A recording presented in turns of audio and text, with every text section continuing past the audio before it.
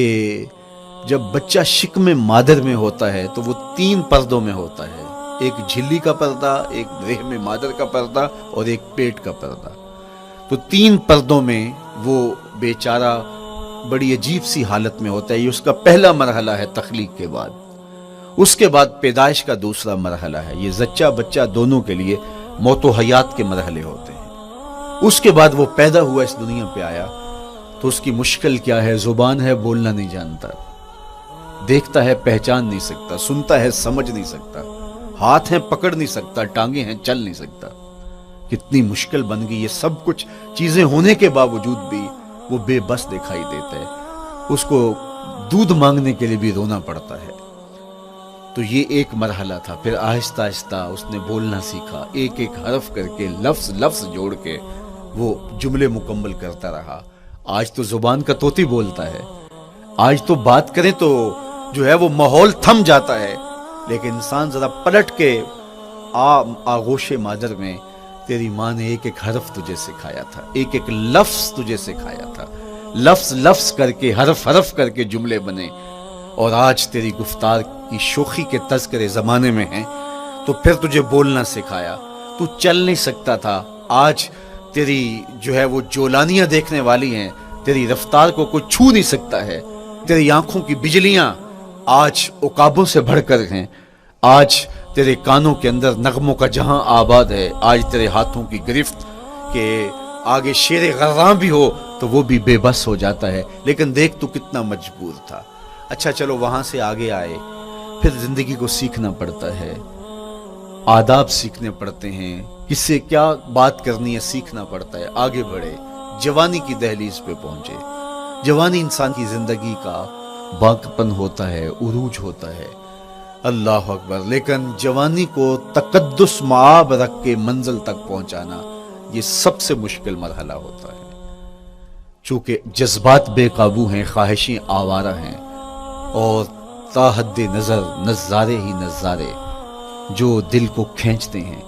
اب اپنے تقدس کو جو شخص محفوظ رکھے، کائنات میں سب سے قیمتی جوہر حضرت انسان کا اس کی عصمت کا جوہر ہے، اور سب سے حسین چہرہ وہ ہے جو جنسی کالک سے اپنے آپ کو بچا لے۔ تو جوانی ہو، باقپن ہو، اور پھر اپنی خواہشات کو بے قابو نہ ہونے دیا جائے، سب سے مشکل مرحلہ پوری زندگی میں یہ آتا ہے۔ کسی نے کہا تھا کتاب زیست کا ایک اور باب بیت گیا، شباب بیت گیا، ایک عذاب بیت گیا۔ تو شباب کا ختم ہونا اور اس کو خیریت سے منزل تک پہنچنا، یہ کتنا بڑا مشکل مرحلہ ہوتا ہے، جس کا جوانی میں باطن کا چہرہ مسخ ہو جاتا ہے اور جنسی کالک سے جو چہرہ آلودہ ہو جاتا ہے اس کا عفت کا دامن داغدار ہو جاتا ہے۔ تو اس لیے وہ چہرہ تاباں ہے، وہ چہرہ روشن ہے، وہ چہرہ منور ہے جو اپنے آپ کو کالک نہیں لگنے دیتا اور اپنی عصمت کی حفاظت کرتا ہے۔ میرے حضور نے بھی ارشاد فرمایا، سبعۃ یظلھم اللہ تعالی فی ظلہ یوم لا ظل الا ظلہ، 7 اشخاص ایسے ہیں قیامت کے دن جب کوئی سایہ نہیں ہوگا، اللہ ان کو اپنے عرش کا سایہ عطا کرے گا۔ ان میں سے پہلا شخص امام عادل حکمران، دوسرا شخص وشاب نشأ فی عبادت اللہ، وہ جوان جس کی جوانی اللہ کی عبادت میں بسر ہوئی، تیسرا وہ شخص ورجل قلبہ معلق بالمساجد، وہ شخص جس کا دل مسجد میں لگتا ہے، مسجد میں جمتا ہے، اور چوتھا شخص ورجل دعتہ امرأۃ ذات منصب وجمال فقال انی اخاف اللہ، وہ شخص جس کو دعوت گناہ ملی اور حسن قدموں میں بچھنے کے لیے بےتاب ہوا، اور اس نے کیا کہا، انی اخاف اللہ، میں اللہ سے ڈرتا ہوں، میرا اللہ مجھے دیکھ رہا ہے۔ میرے حضور نے فرمایا قیامت کے دن جب کوئی سایہ نہیں ہوگا، اللہ اس کے اوپر اپنے عرش کا سایہ تان دے گا، جو اپنی عصمت کے جوہر کو بچا گیا۔ تو یہ ایک مشکل مرحلہ تھا، اپنی جوانی کے تقدس کی حفاظت کرنا۔ میرے حضور نے ارشاد فرمایا انا حبیب اللہ، میں اللہ کا حبیب ہوں، جو جوان جوانی میں توبہ کرتا ہے وہ بھی اللہ کا حبیب ہے۔ کتنا بڑا اعزاز ہے اور کتنا بڑا کمال ہے جو شخص کو ملتا ہے جو جوانی میں اپنی عصمت کے تقدس کی حفاظت کرتا ہے، اپنی آبرو پہ پہرا دیتا ہے، اپنی نظروں کی حفاظت کرتا ہے، اپنی سوچوں کو آوارہ نہیں ہونے دیتا، اپنے خیالوں کو بھٹکنے نہیں دیتا، اپنی خواہشات کو بے قابو نہیں ہونے دیتا۔ تو یہ مشکل ترین لمحہ تھا۔ اس کے بعد امام رازی کہتے ہیں اب شادی کا مرحلہ ہوا تو پہلے خود اپنی ذمہ داری تھی، اب کسی کا بوجھ بھی اٹھانا پڑا، یہ اگلی مشکلات پڑی۔ پھر بچے ہوئے تو پھر اپنی زندگی تو ختم ہو گئی، پھر ساری زندگی، پھر بڑھاپے میں چلے جائیں، ارذل العمر تک چلے جائیں، یہ ساری زندگی مشکلات لقد خلقنا الانسان فی کبد۔ تو ہمیں عملی طور پہ مشکلات کے مقابلے کے لیے تیار ہونا چاہیے۔ دیکھیے ہم جب شکار کرنے جاتے ہیں اور وہ خطرناک جنگل ہو جس میں شیر، بھیڑی اور دیگر جانور بھی ہوں، تو پھر ہم حفظ ما تقدم کے طور پہ سب کچھ ساتھ لے کے جاتے ہیں اور اس انداز سے جاتے ہیں کہ ہمارے اوپر اگر کوئی حملہ ہو تو بچاؤ کی یہ تدبیر ہو۔ تو ہم عملی طور پہ اس کے لیے خود تیار ہوتے ہیں، تو پھر کوئی ہونے والا حملہ غیر متوقع نہیں ہوتا اور ہم اس کے لیے اپنے آپ کو مستعد اور فعال پاتے ہیں۔ اسی طرح میں اور آپ اگر زندگی کے اس فلسفے سے آگاہ نہیں ہوں گے کہ زندگی مشکلات کا مجموعہ ہے، حالات کی تلخیاں ساری زندگی ہمارے ساتھ رہیں گی، تو کوئی بھی تکلیف، کوئی بھی اذیت، کوئی بھی ایسا واقعہ جو ہم نہیں چاہ رہے ہوں گے وہ روح پذیر ہوگا تو ہم گھبرا جائیں گے اور پھر اس وقت ہم دکھی ہو جائیں گے۔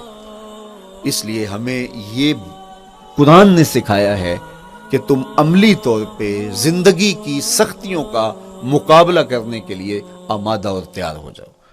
قرآن مجید میں جو صبر کا لفظ ہے اس کا مفہوم یہ ہے کہ حالات کی جو تلخیاں تمہارے اوپر آتی ہیں، وہ غربت بھی ہو سکتی ہے، وہ بیماری بھی ہو سکتی ہے، وہ لوگوں کی عداوت اور دشمنی بھی ہو سکتی ہے، وہ اور بہت ساری چیزیں ہوتی ہیں، وہ جنگوں کی حالت کا بپا ہو جانا اور تمہارا دشمنوں کے نرغے میں گر جانا، یہ سب کچھ ہو سکتا ہے۔ تو اس کے اوپر استقامت کے ساتھ تم کھڑے رہو اور تم ان کو برداشت کرنے کی اپنے اندر ہمت اور حوصلہ رکھو، تو پھر وہ تمہارا صبر ہوگا، اور یہ قوت اگر تمہارے اندر پیدا ہو جاتی ہے تو پھر تمہاری زندگی آسان اور سوکھی ہو جاتی ہے۔ لیکن اگر یہ دولت تمہیں نصیب نہیں ہوتی تو پھر ساری زندگی دکھوں اور شکووں سے بھری رہتی۔ اس لیے ہمیں یہ چیز سیکھ لینی چاہیے کہ زندگی نام ہی مشکلات سے نہ برد آزما رہنے کا ہے۔ عملی طور پہ ہم دیکھو، ہمیں پتہ ہے سردی آ رہی ہے تو اس کا ہم پہلے انتظام کرتے ہیں، تو سردی ہمیں دکھی نہیں پھر کرتی، ہم سردی سے بھی لطف لیتے ہیں، موسم برسات سے بھی مزہ لیتے ہیں، اور گرمی سے بھی ہم ایک حاز حاصل کر لیتے ہیں اگر ہم اس کو جو ہے اس کے لیے عملی طور پہ اپنے آپ کو تیار کر لیں۔ لیکن اگر ہم اس کے لیے تیاری نہیں کریں گے تو سوائے گھبراہٹ کے اور کچھ نہیں ہوگا۔ تو مجھے اور آپ کو عملاً اپنے آپ کو اس بات کے لیے آمادہ کرنا پڑے گا کہ زندگی ان حالات کی تلخیوں سے ٹکرانے کا نام ہے، اور ساری زندگی ہمیں ان مراحل سے گزرتے رہنا پڑے گا۔ اور قرآن نے جو ہے وہ 3 قسمیں کر کے، اور 3 قسمیں بھی شہر مکہ کی اور محبوب کریم کے پاکیزہ وجود اور جناب ابراہیم علیہ السلام کی، تاکہ تمہیں پتہ چلے جب ان کو بھی ان مراحل سے گزرنا پڑا میں اور آپ کیا بیچتے ہیں۔ اس لیے ہمیں اپنی زندگی کو ان راہوں پہ ڈالتے ہوئے صبر اور استقامت، اب صبر اور استقامت کی دولت ہمیں کیسے نصیب ہوگی، یہ دولت کس طرح، یہ قوت راسخہ ہمارے اندر کیسے پیدا ہوگی، اور کس طرح ہمارے من کے اندر یہ چیزیں سمائے گی۔ اللہ تعالیٰ کی خشیت، اس پر توکل، اس پر بھروسہ، اور اللہ تعالیٰ جل شانہ کی طرف سے ہر کام کے ہونے کا یقین ہمارے اندر یہ استقامت اور یہ حوصلہ پیدا کرتی ہے یہ چیز۔ اس لیے مجھے اور آپ کو اپنی پوری زندگی میں اس عمل سے گزر کر کے اپنے آپ کو مضبوط ترین صورتحال میں لا کے کھڑا کرنا پڑے گا، اور یہی زندگی کا جمال ہے۔ تو آپ پھر دیکھیے قرآن کیا کہہ رہا ہے، لا اقسم بہذا البلد وانت حل بہذا البلد ووالد وما ولد، 3 قسمیں کی۔ اس کے بعد ارشاد فرمایا لقد خلقنا الانسان فی کبد، ہم نے انسان کو مشکلوں میں، مصائب میں، آلام میں رہتا ہوا پیدا کیا۔ کہتے ہیں جب حضرت انسان کی تخلیق ہوئی تو اس کا خمیر جب گویا جا رہا تھا تو اس کے اوپر 39 دن تک آزمائشوں کی، دکھوں کی، تکلیفوں کی بارش ہوئی، اور 1 دن خوشیوں اور مسرتوں کا می برسا۔ تو انسان کی زندگی کے اندر حالات سے ٹکرانا اور دکھوں کو سہنا اور دکھوں سے مقابلہ کرنا یہ سیکھنا پڑے گا، اور جب انسان اس کو عملی طور پر سیکھ جائے گا تو پھر زندگی کا جمال اور زندگی کا حسن نصیب ہوگا۔ دوسری بات، ہمیں اپنی زندگی میں 7 چیزوں کو اپنا اصول بنا لینا چاہیے، اور یہ 7 چیزیں وہ ہیں جو ہماری زندگی کو ایک خوبصورت سانچے میں ڈھال کر کے ہمیں ایک پاکیزہ اور ستھرا انسان بنا دیتی ہیں۔ پہلی چیز، التمسک بکتاب اللہ، اللہ کی کتاب سے جڑ جانا، وابستہ ہو جانا۔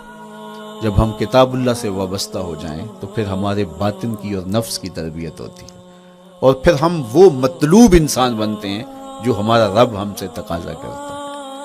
تو اس لیے ہمیں اپنی زندگی میں اس چیز کو لازم کر لینا چاہیے کہ ہمارا کوئی بھی دن قرآن مجید کی تلاوت کے بغیر نہ گزرے۔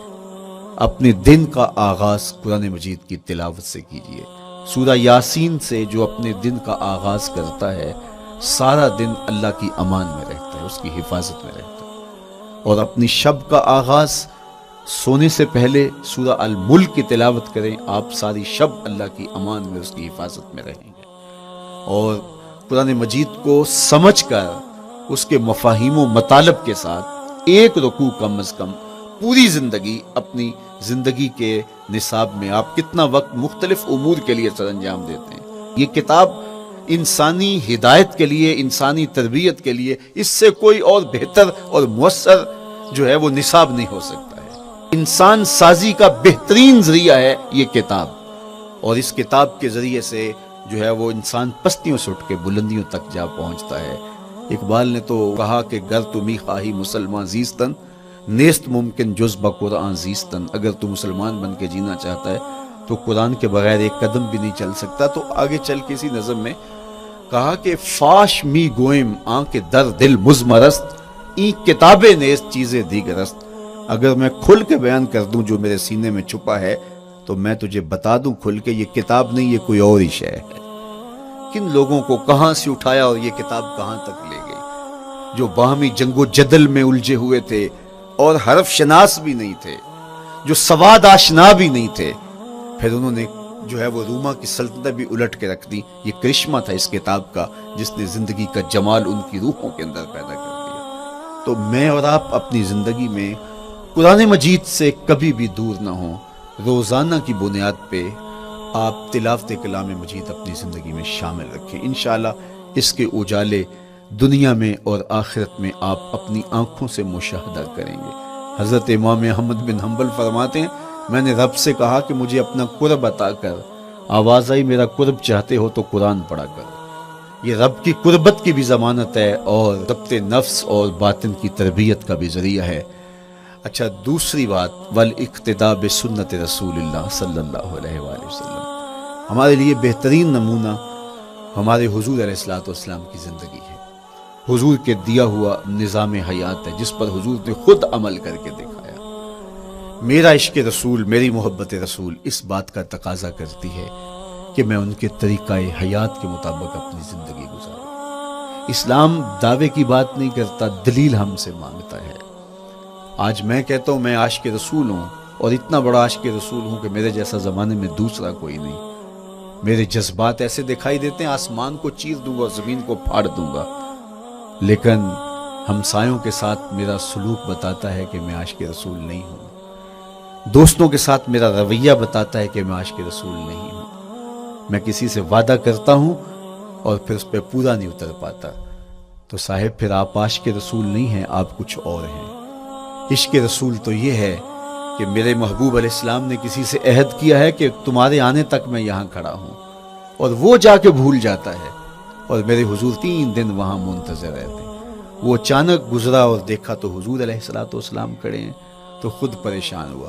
صرف اتنی بات اسے کہی، صاحب تو نے مجھے مشکل میں ڈال دیا، تو نے مجھے مشقت میں ڈال دیا۔ عہد کیا ہے تو پھر اس کی پاسداری نبھا کے دکھائی۔